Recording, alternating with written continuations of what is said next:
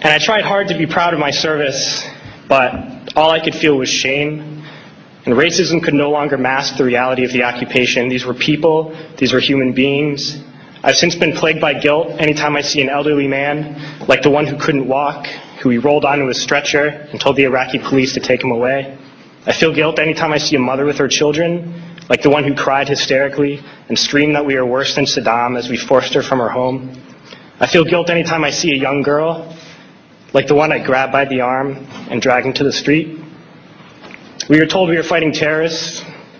The real terrorist was me, and the real terrorism is this occupation. Racism within the military has long been an important tool to justify the destruction and occupation of another country. It has long been used to justify the killing, subjugation, and torture of another people. Racism is a vital weapon employed by this government. It is a more important weapon than a rifle, a tank, a bomber, or a battleship. It is more destructive than an artillery shell, or a bunker buster, or a Tomahawk missile. While all those weapons are created and owned by this government, they are harmless without people willing to use them. Those who send us to war do not have to pull a trigger or lob a mortar round. They do not have to fight the war, they merely have to sell the war. They need a public who is willing to send their soldiers into harm's way. And they need soldiers who are willing to kill and be killed without question. They can spend millions on a single bomb, but that bomb only becomes a weapon when the ranks in the military are willing to follow orders to use it. They can send every last soldier anywhere on earth, but there will only be a war if soldiers are willing to fight.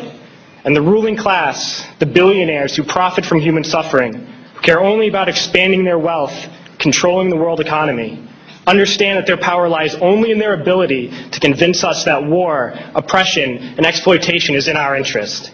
They understand that their wealth is dependent on their ability to convince the working class to die to control the market of another country. And convincing us to kill and die is based on their ability to make us think that we are somehow superior. Soldiers, sailors, Marines, airmen have nothing to gain from this occupation.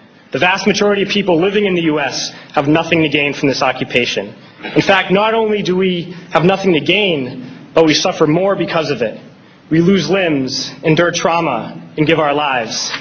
Our families have to watch flag-draped coffins lowered into the earth.